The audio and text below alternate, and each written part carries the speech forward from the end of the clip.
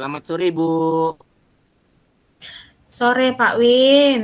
Apa Nah, kabar Pak Win? Alhamdulillah sehat, Ibu. Hmm, Ibu Hmm, gimana Keluarga kabarnya? gimana? Alhamdulillah sehat. Keluarga gimana Pak Win? Sehat Pak Win? Alhamdulillah keluarga juga sehat. Nah, anak-anak di sekolah gimana nih ceritanya? Kayaknya kusut nih. Nampak dari wajahnya ya, Bu ya. Iya. Sebetulnya kalau kalau kalau kita lihat aman saja sih, Bu. Di sekolah itu cuman yang namanya anak-anak itu kan ya banyak sekali ya kegiatan-kegiatan yang mungkin eh, kurang kita kontrol ya, ataupun kegiatan-kegiatan hal-hal yang kita temukan dari anak-anak, ada saja permasalahannya, Bu.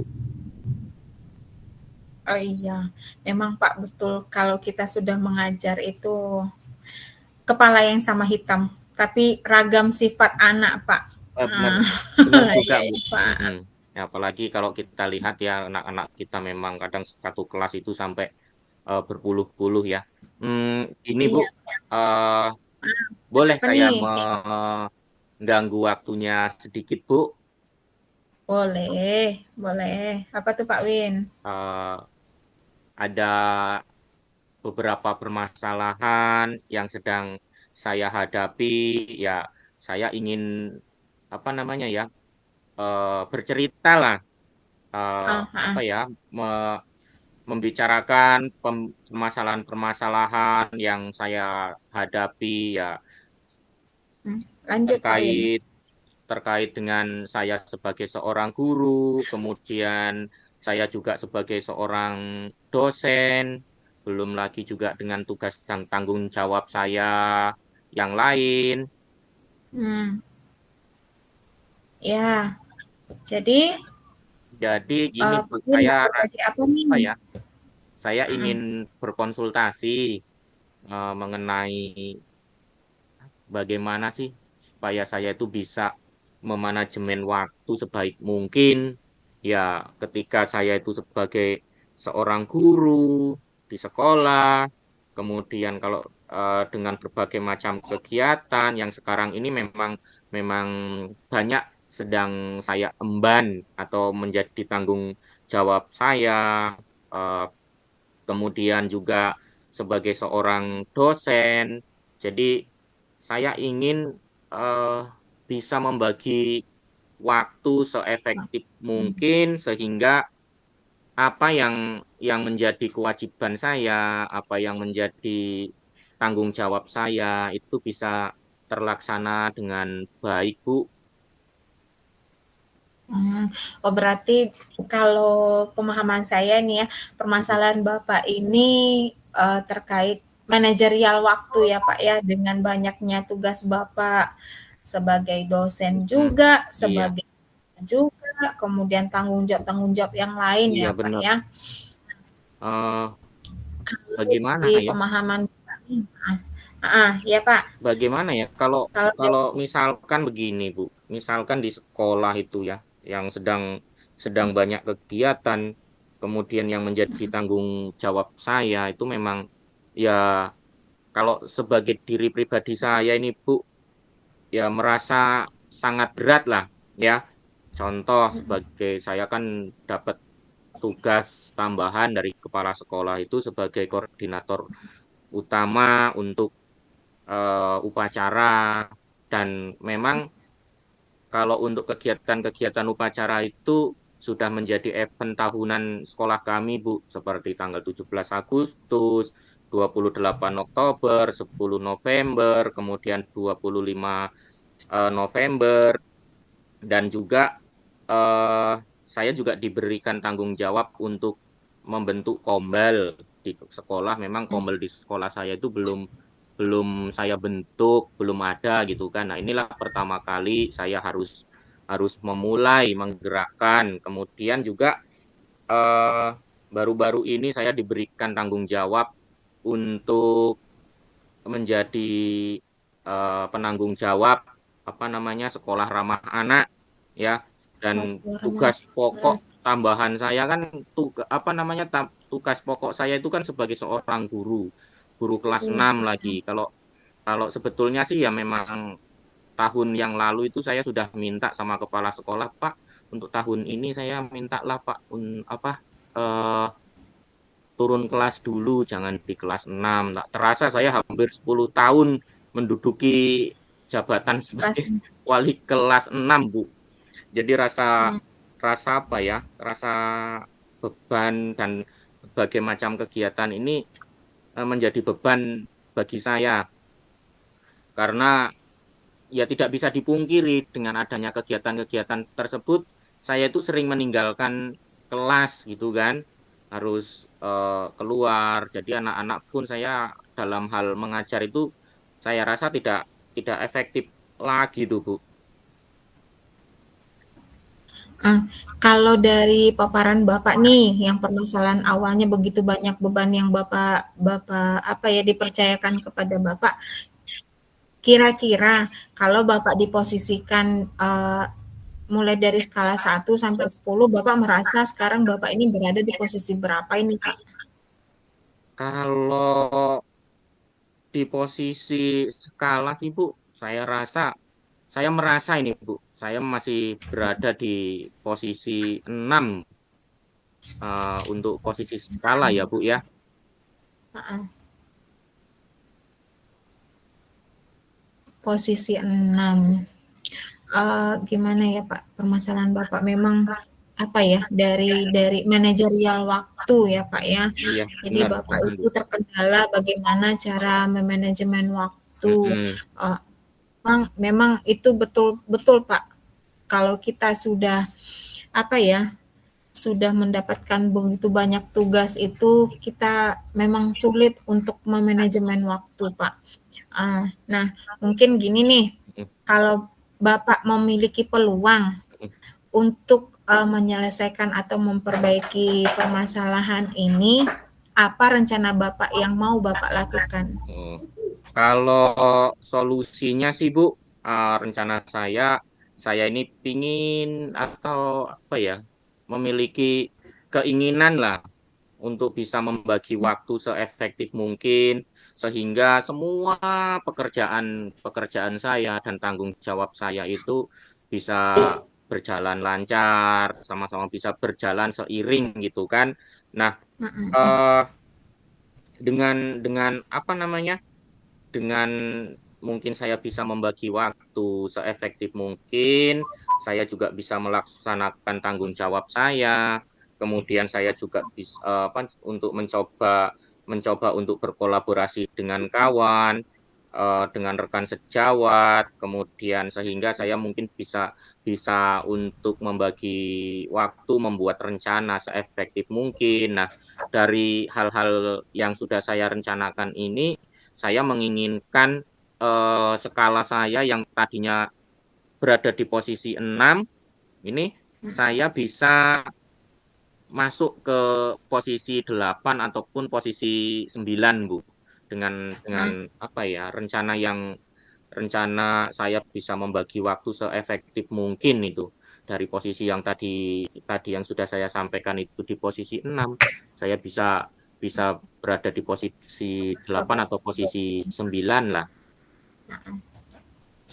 Betul sekali Pak. Memang dalam dalam manajerial waktu itu yang paling penting kita tahu dulu posisi kita, porsi porsi kita, tugas utama kita itu apa.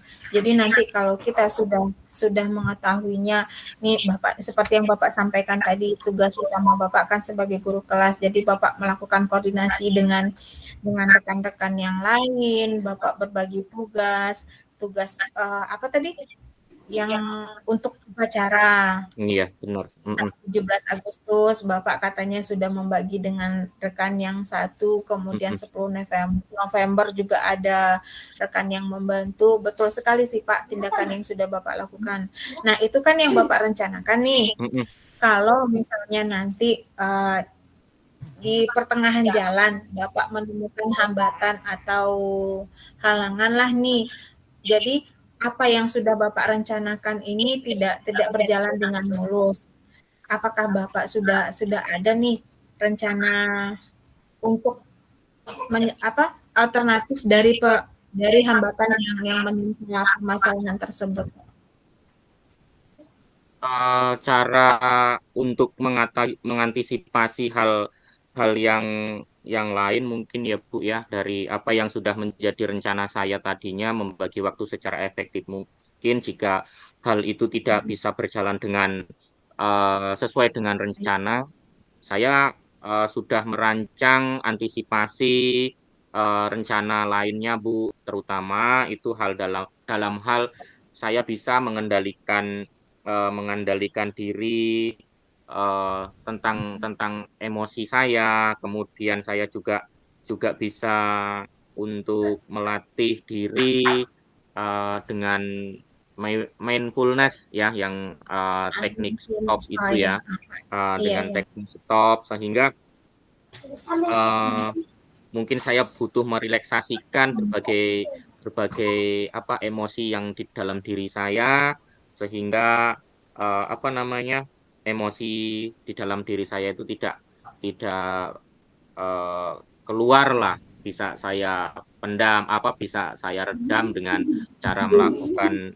mindfulness. Kemudian saya juga juga akan melakukan yang namanya komunikasi dengan rekan-rekan sejawat. Semoga dengan komunikasi yang saya jalin dengan baik, ini bisa bisa menyelesaikan permasalahan-permasalahan yang sedang saya hadapi, Bu. Mantap Pak Win. Memang komunikasi itu memang sangat penting. Apalagi kalau kita sudah berkomitmen Pak. Komitmen itu tidak juga kalah penting dalam dalam penyelesaian sebuah masalah Pak. Nah, uh, kalau Bapak bilang sudah memiliki skala prioritas, kemudian ketika ada halangan Bapak akan mencoba mengendalikan emosi, supaya kita tidak terlalu emosi dalam menghadapi suatu masalah ya Pak ya. Iya Bu.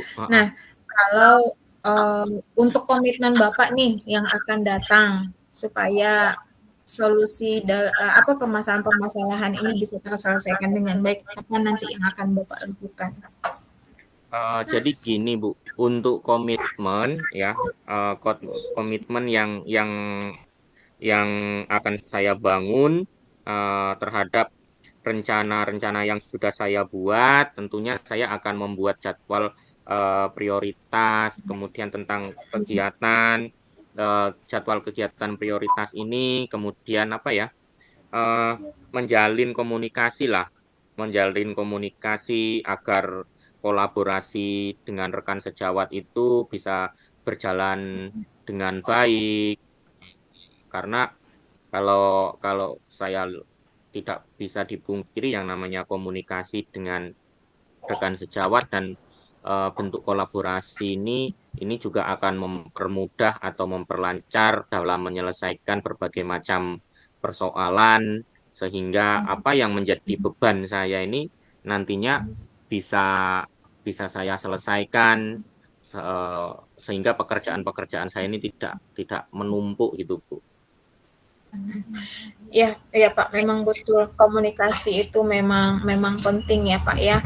Tujuan kita berkomunikasi untuk menghindari agar tidak terjadi kesalahpahaman dari berbagai pihak. Jangan sampai orang berpikir ini asik nak Pak Win terus yang dipercayakan, padahal kami kan masih banyak. Nah itu sebenarnya kita untuk menghindari seperti itu ya Pak ya. Iya benar. Nah kemudian dari permasalahan Pak Win ini sebenarnya sudah ada solusinya dari Bapak sendiri. Iya. Tadi Bapak bilang untuk membuat jadwalnya, skala prioritasnya apa, tugas tambahan apa yang harus saya lakukan, kemudian rencana penyelesaiannya Bapak juga sudah ada.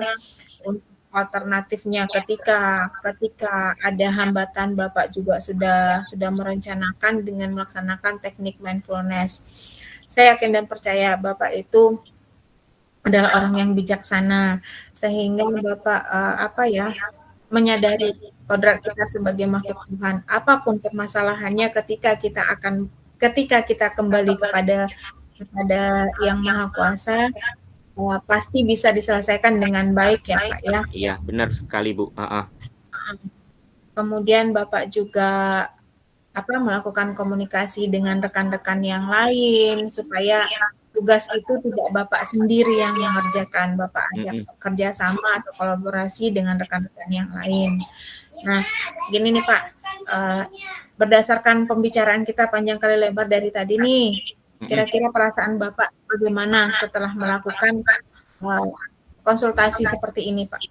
Iya, tentunya dengan saya berkonsultasi seperti ini, bercerita dengan Ibu, yang saya sudah merasa sangat lega Bu, ketika ada sesuatu yang saya pendam. Jadi sekarang apa yang saya rasakan, apa yang menjadi beban saya itu sudah plong lah istilahnya ya, sudah bisa terbuka dengan saya bercerita. Saya pun merasa beban saya sudah tidak ada, saya sudah merasa lega, dan saya juga merasa termotivasi Bu untuk untuk terus bergerak. Oke Pak Win, terima kasih banyak ya Pak Win ya sudah berbagi dengan saya. Dari pembicaraan tadi saya pun bisa membayangkan kalau saya berada di posisi yang sama, saya bisa melakukan apa yang nanti yang akan saya lakukan. Karena solusi-solusi dari Bapak itu memang betul-betul masuk akal. Kita bisa konsultasi dengan melakukan kolaborasi dengan rekan sejawat, kemudian teknik mindfulness-nya juga bisa kita terapkan di sini. Semoga aktivitas Bapak berjalan dengan lancar ya Pak ya. Amin ya. Sekali lagi terima kasih Ibu sudah mendengarkan keluh kesah saya, dan saya juga sudah menyita waktu mungkin istirahat Ibu, mendengarkan mungkin segala permasalahan yang sedang saya hadapi. Sama-sama Pak Win. Oke, sudah siap. Udah.